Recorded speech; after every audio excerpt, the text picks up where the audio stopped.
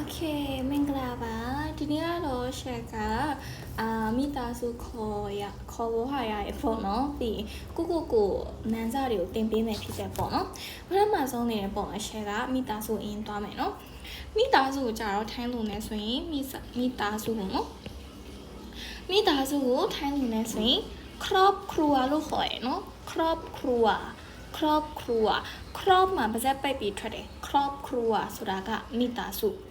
အဲ့ဒါဆိုမိသားစုထဲမှာအဖေကိုကြတော့ထိုင်းလို့နေဆိုရင်ဖောရှက်ရဲ့အတန်ကိုပဲနားထောင်နော်ဘာဖြစ်လို့ဆိုတော့မြန်မာစာနဲ့ထိုင်းစကားကိုရေးရင်ကွာတန်ထွက်ကမတူဘူးပေါ့နော်ဒါကြောင့်မလို့ရှက်တန်ကိုနားထောင်အဖေကိုဖောအမေကိုမဲဒါဆိုသားသမီးကိုကြတော့အဲ့ဒီသားသမီးကကွာမင်းကလေးရောယောက်ျားလေးရောထားမယ်နော်ဒါကိုလူလို့ခေါ်တယ်လူဆိုတာသားသမီးကိုပြောတာနော်ဒါဆိုရှယ်တို့ကအဲ့ဒီသားသမီးမှာကွာမင်းကလေးသားလေးသမီးလေးအဲ့လိုခွဲထုတ်တယ်ဒါဆိုသားလေးကိုအရင်တော့ရတယ်သားလေးကိုကြတော့ထိုင်းတွေကဘယ်လိုပြောလဲဆိုတော့ลูกชายလို့ပြောတယ်ลูกชายမှတန်ရှင်နော်ရှိုင်အဲ့ဒါဆိုလူဆိုတာတာတမီဒါဆိုအနောက်ကရှိုင်ဆိုတာဘာကိုပြောရလဲရှိုင်ဆိုတာကယောက်ျားလေးပေါ့ယောက်ျားလေးကိုပြောတာကြားဘူးလားဖူးရှိုင်ဖူးရင်လို့ခေါ်တာဒါကြောင့်မလို့ရှိုင်ဆိုတာကယောက်ျားလေးပေါ့ဒါကြောင့်မလို့သားလေးကိုလူရှိုင်လို့ပြောရပေါ့နော်အဲ့ဒါဆိုသမီးလေးကိုရောသ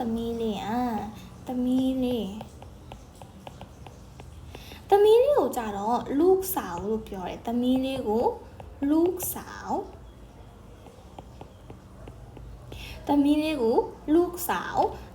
ဆိုတာဘာကိုပြောတာလဲဆိုတော့สาวဆိုတာကအပြိုပေါ့နော်အပြိုဆိုရင်ထိုင်းမှာဆိုရင်ကွာလူပြိုအပြိုမတူဘူးနော်မြန်မာမှာဆိုရင်လူပြိုလဲယောက်ျားလေးလူပြိုမိန်းကလေးလူပြိုလဲမြန်မာတွေကအပြိုလူပြိုလို့တောင်းတယ်ဒါပေမဲ့မတူဘူးနော်ထိုင်းမှာကျတော့အပြိုပြောမယ်ဆိုရင်สาวလို့ပြောတယ်สาวပြီးရင်လူပြိုကိုပြောမယ်ဆိုရင်หนุ่มလို့ပြောတယ်หนุ่มပေါ့နော်โอเคအဲ့ဒါဆိုနောက်တစ်ခုကဘာလဲဆိုတော့နောက်တစ်ခုကအမအကိုလို့ပြောခြင်းဒါဆိုထိုင်းနေကကွာမင်းကလေးယောက်ျားမခွဲဘူးဆိုရင်ပေါ့နော်အမအကိုကိုတလုံးတည်းခေါ်လို့ရတယ်အဲ့ဒါကဖီလို့ခလိုက်တာ ਨੇ အမကိုလည်းခေါ်လို့ရတယ်အကိုကိုလည်းခေါ်လို့ရတယ်ကွာဒါဆိုရှယ်တို့ကမင်းကလေးယောက်ျားခွဲမယ်အမဆိုရင်အမအကိုဆိုရင်အကိုဒါဆိုအမကမိန်းကလေးမလားဒါဆိုဖီနဲ့စာအောင်နဲ့ပေါင်းတယ်ဒါကြောင့်မလို့ဖီစာအောင်အမကိုဖီစာအောင်လို့ပြောပါတယ်ဒါဆိုအကိုကြတော့ဘယ်လိုပြောမှာလဲဆိုအကိုဆိုရင်ယောက်ျားလေးဟုတ်တယ်မလားဒါကြောင့်မလို့ဖီနဲ့ချိုင်နဲ့ပေါင်းတယ်ဒါဆိုဖီချိုင်ဆိုရင်အကိုပြောတာဖြစ်ပါတယ်နော်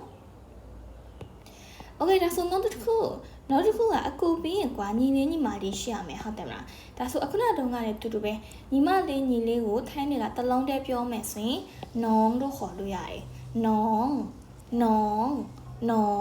အဲ့ဒါပေမဲ့ရှယ်တို့ကမိန်းကလေးယောက်ျားခွဲခြင်းနဲ့ဒါဆိုနောင်ညီမလေးကိုပြောခြင်းဒါဆိုညီမလေးကမိန်းကလေးမလားဒါကြောင့်မလို့အခုနတုန်းကစာအုပ်နဲ့နောင်နဲ့ပေါင်းလိုက်တယ်ဒါဆိုနောင်สา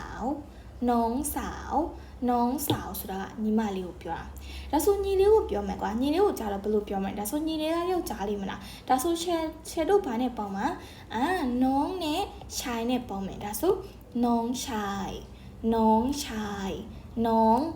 င်ဆိုတာကညီလေးကိုပြောတာဖြစ်ပါရဲ့နော်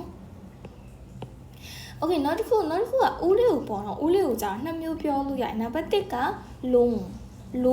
အောက်တန်နဲ့ထွက်တယ်နော်အတန်ကအောက်ကိုကြားတယ်လုံငတ်တဲ့နောက်တစ်လုံးကအာလို့လည်းခေါ်လို့ရတယ်အာပေါ့နော်အာဆိုတာကလည်းဦးလေးပဲလုံဆိုတာကလည်းဦးလေးပဲနော်ဒါဆိုအတော်ကိုကြောက်လည်းနှစ်မျိုးခေါ်လို့ရတယ်ပထမဆုံးလုံးကပါ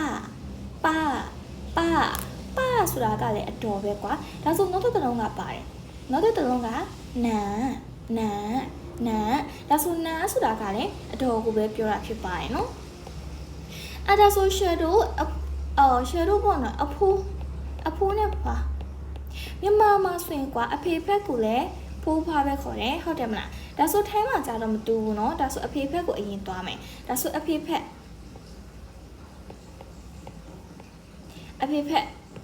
เนาะအဖေဖက်ကဖေအဖိုးကိုเนาะအဖေဖက်ကအဖိုးကိုကြာတော့ဘယ်လိုခေါ်လဲဆိုအဖိုးကို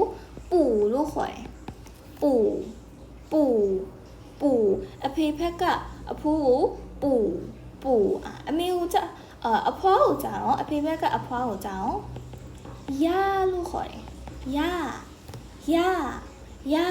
အဖေဖက်ကဖိုးကိုပူအဖွားကိုရนะคะအဲ့ဒါဆိုအမေဖက်ကရောအမေဖက်ကနော်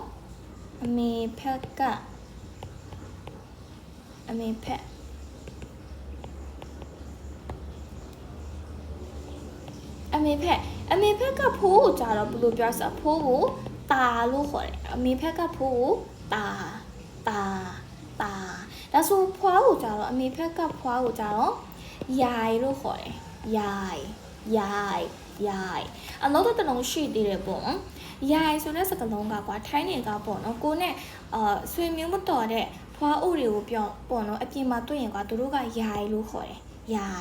ယာยပြီးရင်ကိုနဲ့အသွေးသားမတော်တဲ့ဖိုးအိုတွေကိုတွေ့ရင်ပေါ့နော်တာလို့ခေါ်တယ်တာနော်โอเคဒါဆိုနောက်တစ်လုံးကပါလဲဆိုတော့ကွာမီးတွေပေါ့မီးကိုကြာတော့ထိုင်းလို့နဲ့หลานလို့ခေါ်တယ်หลานအဲ့ဒါဆိုရှယ်တို့ကမင်းယောက်ျားလေးလို့ပြောခြင်းတယ်မင်းယောက်ျားလေးကိုကြာတော့หลานနဲ့ဘာနဲ့ပုံမှာဟုတ်ပါတယ်ချိုင်နဲ့ပုံတယ်ဒါဆိုหลานชายဆိုတာကမင်းယောက်ျားလေးကိုပြောတာဒါဆိုမိန်းကလေးကိုပြောခြင်းတယ်ဒါဆိုหลานနဲ့ဘာနဲ့ပုံမှာหลานနဲ့ဆောင်နဲ့ပုံတယ်ဟုတ်တယ်ဒါဆိုหลานสาวဆိုတာကမိန်းကလေးကိုပြောတာပေါ့နော်